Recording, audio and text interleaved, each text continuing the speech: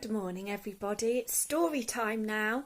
We're carrying on with our our class book, George's Marvellous Medicine.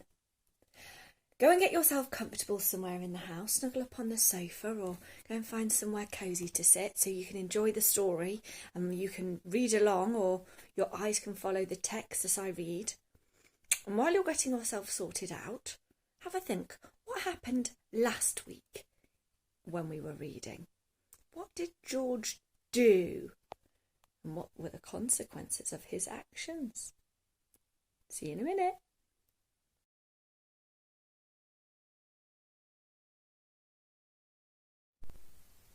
Now, if you remember, George, who had put all the ingredients into his big saucepan, started to cook up his marvellous medicine, and it had all sorts of effects.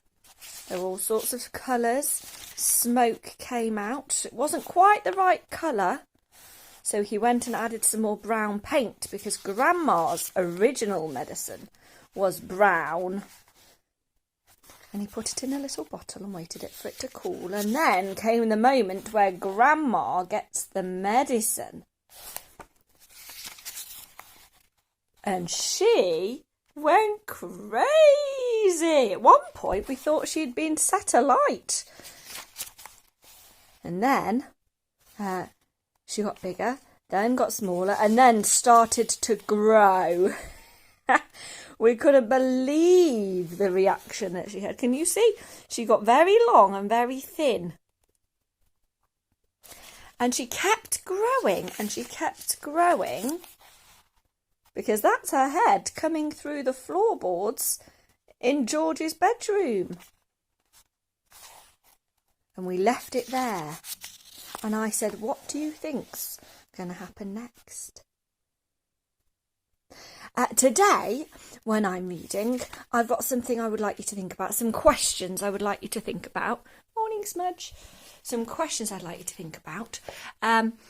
Mr. Cranky's going to be in the story this week. So question 1, why did Mr. Cranky... Oh, it's gone all blurry. There we go. Why did Mr. Cranky react the way he did to the effects of the medicine?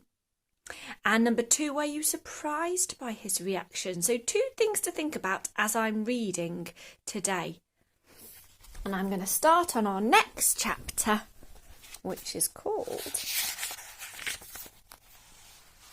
The Brown Hen. There's a clue as to what might have happened next. Were you right in your predictions? Right, here we go. The Brown Hen. George stood in the farmyard looking up at the roof.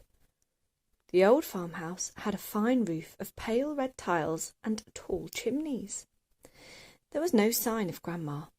There was only a song thrush sitting on one of the chimney pots, singing a song.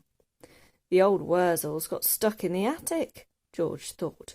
Thank goodness for that. Suddenly, a tile came clattering down from the roof and fell into the yard. The song thrush took off fast and flew away. Then another tile came down, then half a dozen more, and then, very slowly, like some weird monster rising up from the deep, Grandma's head came through the roof. Then her scrawny neck and the tops of her shoulders. "How am I doing, boy?" she shouted. "That's... how's that for a bash-up?" "Don't you think you'd better stop now, Grandma?" George called out. "I have stopped," she answered. "I feel terrific." Look at her.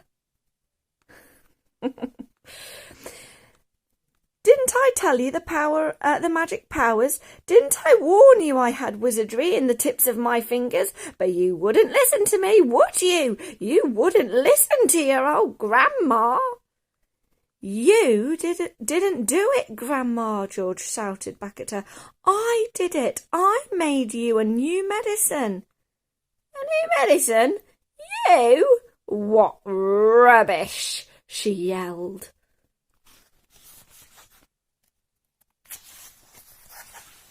Oh, I eat that. Oh, crikey. Here we go. I did, George shouted. "You're lying as usual," Grandma yelled. "You're always lying." "I'm not lying, Grandma. I swear I'm not." The wrinkled old face high up on the roof stared down suspiciously at George. "Are you telling me you actually made a new medicine all by yourself?" she shouted. "Yes, Grandma, all by myself." "I don't believe you," she answered, "but I'm very comfortable up here. Fetch me a cup of tea." A brown hen was pecking about in the yard close to where George was standing. The hen gave him an idea. Quickly he uncorked the medicine bottle and poured some of the brown stuff into the spoon. "Watch this, Grandma," he shouted. He crouched down, holding out the spoon to the hen. "Chicken," he said. "Chick, chick, chicken, come here. I have some of this. Have some of this." Chickens are stupid birds and very greedy. They think everything is food.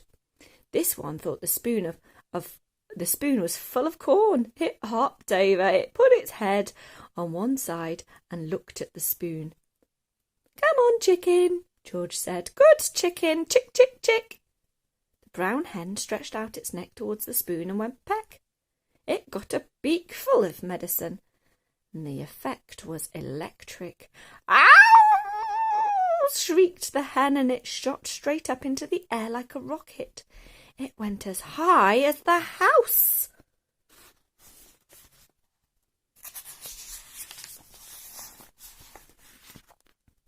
Then it came down again into the yard, splosh, and there it sat with its feathers all sticking straight out from its body. There was a look of amazement on its silly face. George stood watching it. Grandma, up on the roof, was watching it too. The hen got to its feet. It was rather shaky. It was making funny gurgling noises in its throat. Its beak was opening and shutting. It seemed like a pretty sick hen. "You've done it in, you stupid boy," Grandma shouted. "That hen's going to die. Your father will be after you now. He'll give you socks and serve you right." All of a sudden, black smoke started pouring out of the hen's beak. "It's on fire!" Grandma yelled. "The hen's on fire!" George ran to the water trough to get a bucket of water. "That hen'll be roasted and ready for eating any moment!" Grandma shouted. George sloshed the bucket of water over the hen. There was a sizzle sound and the smoke went away. "Old hen's laid its last egg," Grandma shouted. "Hens don't do any laying after they've been on fire." Now that the fire was out, the hen seemed better. It stood up properly, it flapped its wings, then it crouched down low to the ground, as though it was getting ready to jump. It did jump. It jumped high in the air and turned a complete somersault, then landed back on its feet. What's going to happen? "It's a circus hen!" Grandma shouted from the rooftop. It's flipping acrobats!" Now the hen began to grow. George had been waiting for this to happen. "It's growing!" he yelled. "It's growing, Grandma! Look, it's growing!" Bigger and bigger, taller and taller it grew, and soon the hen was 4 or 5 times its normal size. "Can you see it, Grandma?" George shouted. "I can see it, boy," the old girl shouted back. "I'm watching it." George was hopping about from one foot to the other with excitement, pointing at the enormous hen and shouting, "It's had the magic medicine, Grandma. It's growing just like you did." But there was a difference between the way the hen was growing and the way Grandma grew. When Grandma grew taller and taller, she got... Oh no, I've lost my page. Thinner and thinner. The hen didn't. It stayed nice and plump all along. Soon it was taller than George, but it didn't stop there. It went right on growing until it was about as big as a horse. Then it stopped. Doesn't it look marvellous, Grandma? George shouted. It's not as tall as me, Grandma sang out. Compared with me, that hen is titchy small. I am the tallest of them all. I think Grandma's pretty chuffed with herself, isn't she? I think she enjoys being this tall. Next chapter.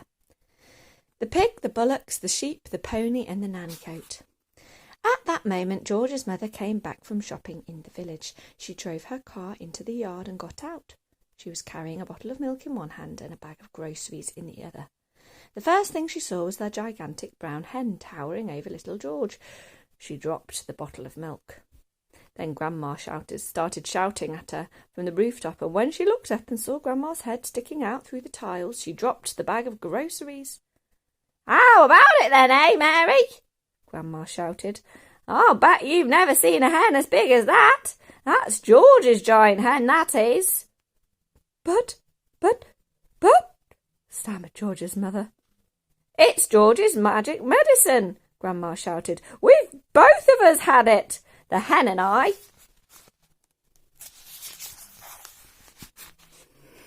"But how did you get up the roof?" cried the mother. "I didn't," cackled the old woman. "My feet are still standing on the floor in the living room." This was all too much for George's mother to understand. She just goggled and gaped. She looked as though she was going to faint. A second later, George's father appeared. His name was Mr. Killy Cranky. Mr. Cranky was a small man with bandy legs and a huge head. He was a kind father to George, but he was not an easy person to live with because even the smallest things got him all worked up and excited. The hen standing... Hang on a minute. Sorry, everyone. The hen standing in the yard was certainly not a small thing, and when Mr. Cranky saw it, he started jumping about as though something was burning his feet. "Great heavens!" he cried, waving his arms. "What's this? What's happened? Where did it come from? It's a giant hen! Who did it?" "I did," George said. "Look at me!" Grandma shouted from the rooftop. "Never mind the hen. What about me?" Mr. Cranky looked up and saw Grandma. "Shut up, Grandma," he said. He didn't seem surprised. It didn't seem to surprise him that the old girl was sticking up through the roof. It was the hen he was excited about. He'd never seen anything like it. But then who had? "It's fantastic!" Mr. Cranky shouted, dancing round and around. "It's colossal! It's gigantic! It's tremendous! It's a miracle! How did you do it, George?" George started telling his father about the magic medicine. While he was doing this, the big brown hen sat down in the middle of the yard and went cluck, cluck, cluck, cluck, cluck, cluck, cluck. Everybody stared at it. What could that big hen be doing? Any guesses? That big gigantic hen is laying a big gigantic egg by the look of it. When it stood up again, there was a brown egg lying there. The egg was the size of a football. "That egg would make scrambled eggs for 20 people," Mrs. Cranky said. "George!" Mr. Cranky shouted. "How much of the medicine have you got?" "Lots," George said. "There's a big saucepan full in the kitchen, and this bottle here's nearly full." "Come with me," Mr. Cranky yelled, grabbing George by the arm. "Bring the medicine. For years and years I've been trying to breed bigger and bigger animals. Bigger bulls for beef, bigger pigs for pork, bigger sheep for mutton." They went to the pigsty first. George gave a spoonful of medicine to the pig. Is that going to work if I zoom out? The pig blew smoke from its nose and jumped all over the place. Then it grew and grew, and in the end it looked like this. Can you see how big it is? Can you see George and his dad in the corner? Look how much bigger the pig is. Let's see who else they give it to. Then they went to the herd of fine black bullocks that Mr. Cranky was trying to fatten for the market, and George gave each of them some medicine. And this is what happened. They're enormous! Then the sheep. It's going to be a farm of giant animals. He gave some to the grey pony, Jack Frost. And finally, just for fun, he gave some to Alma, the nanny goat.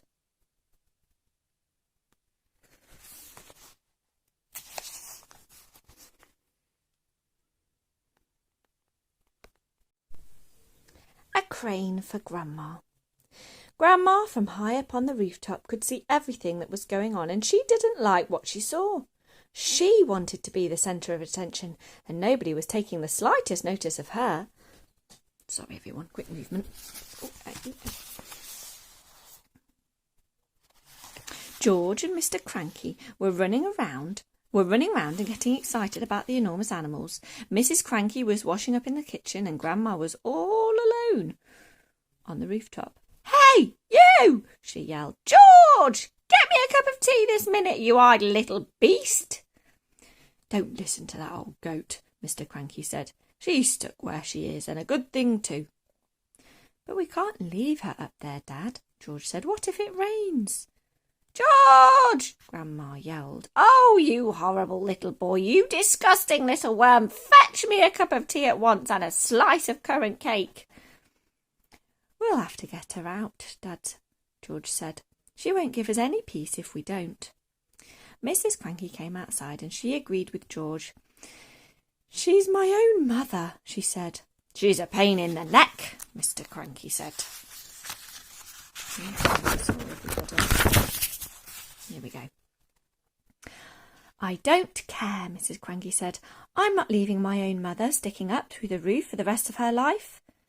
So, in the end, Mr. Cranky phoned the crane company and asked them to send their biggest crane out to the house at once. The crane arrived 1 hour later. It was on wheels, and there were 2 men inside it. The crane men climbed up onto the roof and put ropes under Grandma's arms. Then she was lifted right out through the roof. In a way, the medicine had done Grandma good. It had not made her any less grumpy or bad-tempered, but it seemed to have cured all her aches and pains, and she was suddenly as frisky as a ferret. As soon as the crane had lowered her to the ground, she ran over to George's huge pony, Jack Frost, and jumped on its back. This ancient old hag, who was now as tall as a house, then galloped about the farm on the gigantic pony, jumping over trees and sheds and shouting, "Out my way! Clear the decks! Stand back, all you miserable midgets, or I'll trample you to death!" And other silly things like that. But because Grandma was now much too tall to get back into the house, she had to sleep that night in the hay barn with the mice and the rats. And we will finish there with a nice picture of poor Grandma, all very long and thin, sleeping in the hay barn with the mice and the rats.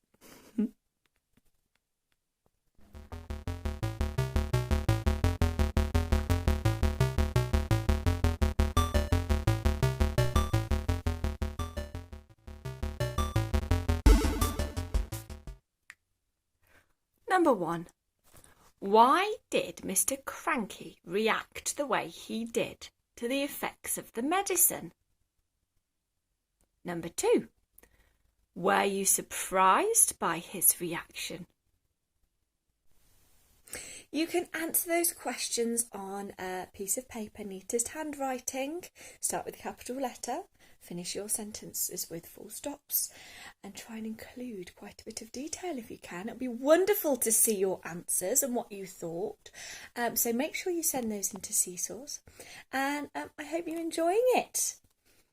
And I'll see you next week for the next instalment. Bye, everybody.